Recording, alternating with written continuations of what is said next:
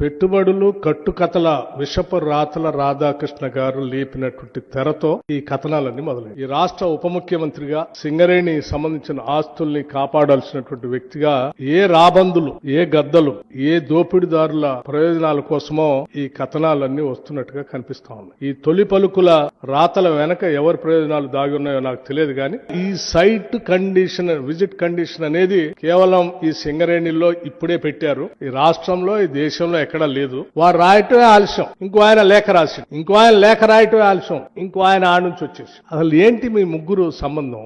ఏ ఒక్క నిర్ణయం పైన గాని సంబంధిత మంత్రి దగ్గర రావు. అసలు it is an autonomous independent సంస్థ. ఈ కనీసం విషయ పరిజ్ఞానం కొద్దిగా ఉన్నా, ఇంగిత జ్ఞానం ఉన్నా ఎవరైనా ఇది అర్థమైతే రాయరు.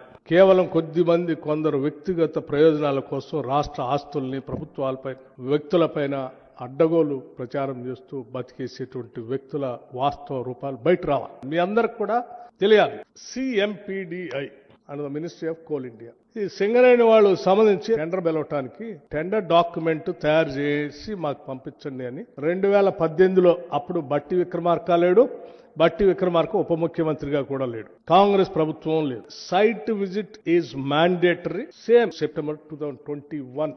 ఇది మళ్ళీ ఆషామాషి కంపెనీ కూడా కాదు. Government of India, ministry of coal, a mini ratna company, వీళ్ళే టెండర్ డాక్యుమెంట్ తయారు చేసి సింగరేణికి పంపించారు. 2021 సైట్ విజిట్ NMDC. దీంట్లో కూడా ఇట్స్ క్లియర్. రైల్వేస్ సంబంధించి గవర్నమెంట్ ఆఫ్ ఇండియా, ఇది కూడా అతిపెద్ద ప్రభుత్వ రంగ సంస్థే కదా. Hindustan coppers limited, GIPCL, Gujarat industries power company limited. OB removal of lignite mining, Tadkeshwar lignite mine, Surat. Neyveli lignite corporation, another important. Ministry of finance, government of India. Mahatma Phule, Maharashtra government. ఇంకోటి important, Deen Dayal port authority, Gujarat. HPCL, IIT, IIM Bengaluru. So ఇవన్నీ ఎక్కడా లేవు. బట్టి విక్రమార్క కొత్తగా create చేశాడు site visit.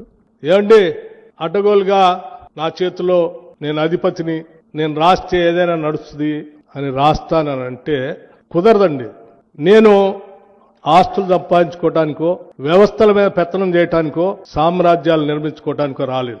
నేను ఈ సమాజంలో మార్పు కోసమే రాజకీయాల్లోకి వచ్చాను. పెద్దలు రాధాకృష్ణ గారు ఇప్పటికైనా రాసిన కథనాలన్నీ తప్పుడని, వాటిని తిరిగి ప్రపంచానికి, తెలంగాణ ప్రజలు తెలియజేస్తారని నేను ఆశిస్తా ఉన్నాను.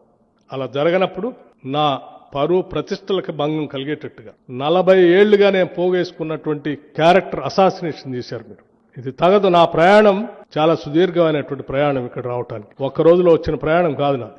ఎన్నో కష్ట నష్టాలు కోర్చి, ఎన్నో వ్యయ ప్రయాసాలు కోర్చి, ఎన్నో ఒత్తిళ్లను తట్టుకొని నేను ఎడదాకా వచ్చాను. ఆ వచ్చింది ఒక లక్ష్యం కోసం, ఒక సంకల్పం కోసం.